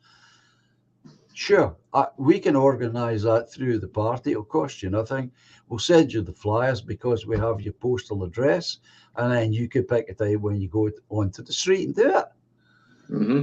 I remember that day up at the cemetery, and hell, the wind almost blew us all away. That was a fierce, windy day. That was a stormy day. Well, I'm hoping that by the time that the 11th comes round again, that I will do that again, and with the grace of God and a wee bit of help on his part, perhaps, I'll be there with other people with me, standing as a group rather than just two of us. Yeah. And it doesn't really matter to me because I understand fully the power of the press and the power of photography. Doesn't matter if those 10 guys or 10 people or 20 people aren't even members of the party. So long as they're standing there, it will be taken by the person who sees the photograph is, oh, that's obviously party members. Yeah. And when you're dealing with the press and PR, that's what you have to think about if you're trying to get good publicity. And that's how I've always said this. This is my approach, what you described. But I'm well aware, and I do understand not everybody can do what I do. I'm me, and I've got particular abilities and drawbacks. But I've dealt with the press for so long now. I know what I'm doing, and it doesn't change whether it's national or local. It's the same approach. And so long as you do the right thing, you will get that positive publicity, because that's all they can report on is what they have witnessed. And if they witness you doing something positive, that's what they have to report, whether they like it or not. Yeah. And what I'm saying really to all of you is that my approach, believe it or not, the politics actually comes a kind of second to what it is you're actually doing. So during all of that business with that chess tournament, politics wasn't actually talked about at all. It wasn't mentioned. That's how it should be. It's what you're doing that creates the story, creates the publicity. And the politics is just an add-on, if you like. People realize who did that, who organized that. And then when they meet you, they're more confident about talking to you because they see what you've done. And again, it doesn't matter if you're handing out flyers or not, or any other thing that you care to mention, so long as it's a positive thing that you're doing in the community. You don't have to bring the politics in. It'll come in by itself. What do you think, Rory? Do you agree with this? He's gone again. Oh, not again. Oh, dear. Yeah. On the subject of flyers, yes, I think that's a great thing to do. I think in your local community, to put the message through people's letterboxes that, look, we have an issue here. This is what's going to happen. Well, again, Rory, let me interject here. It's probably, I think it's entirely due to my age. I'm going to now suggest what I'm going to suggest, okay? I'm not much younger than you, John. Okay. Well, I wouldn't ask anyone, even someone as young as Exile Viking or Toffee or anyone, I wouldn't ask them to go around putting flyers through letterboxes. Now, in Scotland, there's a very good reason why you can't do that. All the tenement have got security doors, and although you can get past them, it's a bitch, and it upsets somebody, right? No, don't do all that walking. Find a place. If you're in a town like me, you find a place where there's a lot of traffic, and you stand in the one place and you give them out. Not the idea of going away out into the estates and sticking them in through letterboxes. There is one way, John. John, there is one way to bypass the security.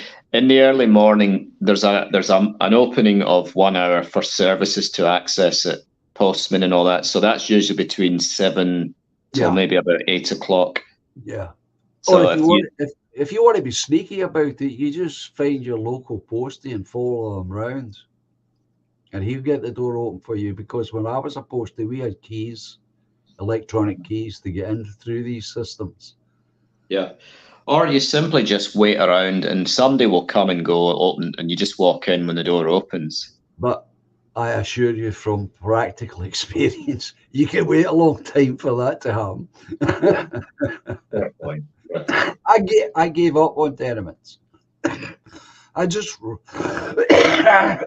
excuse me. I just wrote them off. No. Oh. What I concentrated on was a much easier target, and that was high flats. Now, as a postie, how you do a high flat's very easy. You get in the lift, you go to the top floor, and you work your way down. Yeah. And you can even take a wee rest because you're inside. Yeah. And you get every letterbox. Now, you can do that, or you can do standing on a street corner if you've got a corner that there's a lot of traffic goes past. But what I'm saying, all I'm trying to get over here is you don't have to be me or have my personality to try and do the things that I try to do. But there are other things that you can do, especially if you've got skills. But if you've not, or you feel you don't, at least you can give out flyers. And if you're older or old, then you can do it standing in one place, and you can do it over a number of days or weeks. Mm-hmm. Because you're doing it in a non-electoral period.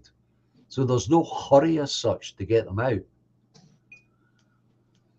When I was doing some flyering, I was not associated with me, but I just got a bundle of PA flyers. And in the early hours of the morning, I just went around the neighborhood, putting them through selected doors of people I know would probably resonate with it, deliberately avoiding any door that was inhabited by an ethnic minority. Sure. I targeted specific letterboxes because I knew who was white and who wasn't. Sure. So I did that, just that once, but the best time is early hours in the morning when there's no one around. Yeah, you can do that. I gave up on it personally. And I no longer have the legs for doing the rest of the constituency because it's out where I live, and you know what the buildings are like. You've been here. Yeah, it's quite hilly. It's not so much hilly. It's widespread, and they're converted villas, most of it. So there's a lot of walking, and my legs aren't up to lots of walking anymore. So I was very hampered. I concentrated on the high flats. Yeah, because it's easier. I think the thing is, John. Yeah. You know, when you're leafleting politically, you have to hit the areas where you're going to get the best votes. Correct. There's no point doing it in the affluent or areas if you're standing as a Labour Party member, for instance. But no, I take your point entirely. I stuck to the working class areas because so did I. Yeah, in UKIP, absolutely. Because any party that I would form or be involved in would be an appeal to the working class, because that's who's getting trampled on the most by all of this. Yeah. And it's because I belong to the same class of people. So I have got practical life experience that I know what they go through. Yeah. So, On a slightly different topic, I noticed that the moderator of the year, Steve Cray, absolutely. has said it's gone 11 o'clock. I don't know how long you want to go on for, John. Well, we'll give it another 10 minutes and then I'll put on the outro music. Okay. Well, I've got one little short video I'll present. It's really not a political thing. I just thought it was informative and perhaps one day in the future useful to know. Have a look at this. I thought this was incredible. As usual, I'll play it a couple of times. Soft and formless. Water. When pressurized to over 100 gigapascals and forced through a 0.05 millimeter nozzle, water transforms into the world's sharpest blade. This incredible water jet cutter is capable of slicing through fruit, breaking rocks, and even turning iron into a mushy paste. It can effortlessly penetrate multiple layers of bulletproof glass stacked together. Even the hardest material on Earth, the diamond, has to admit defeat when faced with this powerful force. The sharpest object in the world is actually soft and formless. Water. When pressurized to over 100 gigapascals and forced through a 0.05 millimeter nozzle, water transforms into the world's sharpest blade. This incredible water jet cutter is capable of slicing through fruit, breaking rocks, and even turning iron into a mushy paste. It can effortlessly penetrate multiple layers of bulletproof glass stacked together. Even the hardest material on Earth, the diamond, has to admit defeat when faced with this powerful force. The sharpest object... I thought that was incredibly interesting when I saw it. But that's not new technology, John. That's been around for a while. And I can see a potential weapon there. If you can get enough water in a backpack there, you could actually use that like a cutting aid. Yeah. You could basically take somebody's head off with one swipe, one clean blow. That was the way I was thinking. I thought you could easily turn that into a weapon. Yeah, because people used to say that about the laser when it was first developed in the 1960s, that it could be used as a weapon. But back then, the technology didn't really exist to make it small and compact to carry it as like a lightsaber, where now they are more capable of smaller laser devices. Yeah. Raymond is saying... I did physics at A-level, John. But I have to admit, I have absolutely no idea what a gigapascal is. Well, nor do I, but it sounds a lot. It just sounds a lot. Raymond is adding, this is what Bruce Lee meant. Be like water. A sword can chop water, but leave no trace. Yeah. It would leave no trace. There would be nothing to follow up if it was deemed a crime. But it was an interesting thing, and I thought, well, that's true. It would clean up the crime scene as well. You wash away all the evidence in the meantime. Just change the nozzle to a wide nozzle. Yeah. On the topic of lasers, I actually got burnt by a class 4 laser when I was at university. I was in the science lab and I was footering around with the laser. It was basically a cutting laser, and it basically singed my arm. It just a superficial burn, but it was like a red mark that was left, like a small scratch. And it wasn't sore. It was just more like you've been sunburned. But that's me being laserized. Well, folks, I think this is a good place to draw a line, and I'll go and follow a good lady, Laura. She'll be waiting on my call. So, guys, thanks for coming on, and thanks for your contributions to the conversation. It's been interesting. Well, you're most welcome, John. As you know, I only came on to protect you from that toffee person. Seems to have jumped out of the stream for some reason. I don't know. Yeah, I he think did. he intimidated him, Rory. He intimidated him. Ah, I think the moral of the story is never trust a Liverpudlian. okay, guys. I'll say cheerio to you, and again, thanks for coming on. Thanks for everybody for being here, of course, especially our great moderators and the rest of the audience. And please do give some serious thought to what Woodlander is proposing, because we don't have the time, we don't have the luxury of time to think about it for 5 years. And if you haven't seen his video, please go and watch it. It's worth the view. So until then, guys, I'll say cheerio and take you out the stream, or you want to gracefully go yourself? Do you want to say the last words, Rory? Good night, John. Good night, chat. Have enjoyed the stream. Thank you so much. Thank you. Exiled. Oh, I took Exiled out. I shouldn't have done that. I'll put him back in. Sorry about that. On you go, Exiled. Last I was word. going to say my last words before facing the firing squad. I am an innocent man. I didn't do it. I'm an innocent rebel. I haven't killed anyone. Exactly. Okay, Doc. Thanks for coming on, Exiled. Speak to you You're soon. welcome. So, folks, ends the stream. So I'll get out of the way and I'll say what I usually say at this point. Adios, au revoir, cheerio, and until tomorrow night, 9 o'clock. Speak to you all soon. You stay safe. Keep up your good resistance. It's felt. Believe you me, they feel it.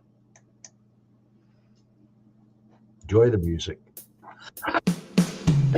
Silently the snow falls, paints a winter scene, swiftly spreads the dark rim, hides the fading autumn green. Moonbeams brush the dark wood, conjure friendships dear to me. Lightly now the breeze flows, disturbing more than just the leaves. But life's much more than we can know. We are one small glow in the eternal flow. Patiently the love grows, lifts the weary heart. Gently now she holds me, melts two worlds once apart. Moonbeams brush the dark wood, usher dreams of you and me. Softly then the breeze blows, disturbing more than just the trees. But love's much more than we can know. We are one small glow in the eternal flow.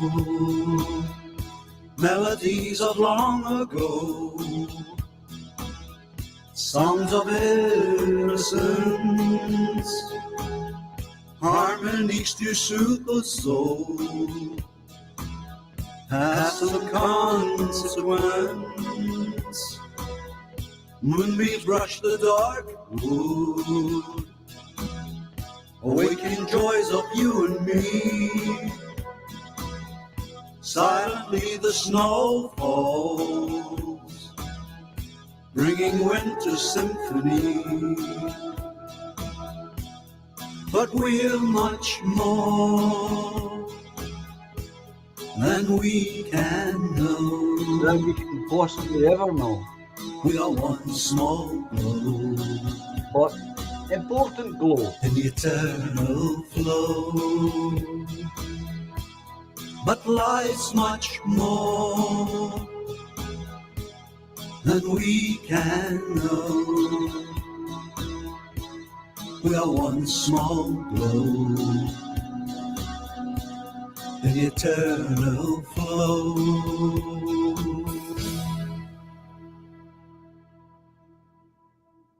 So you take care, folks, and I'll speak to you real soon. Bye for now. Take care.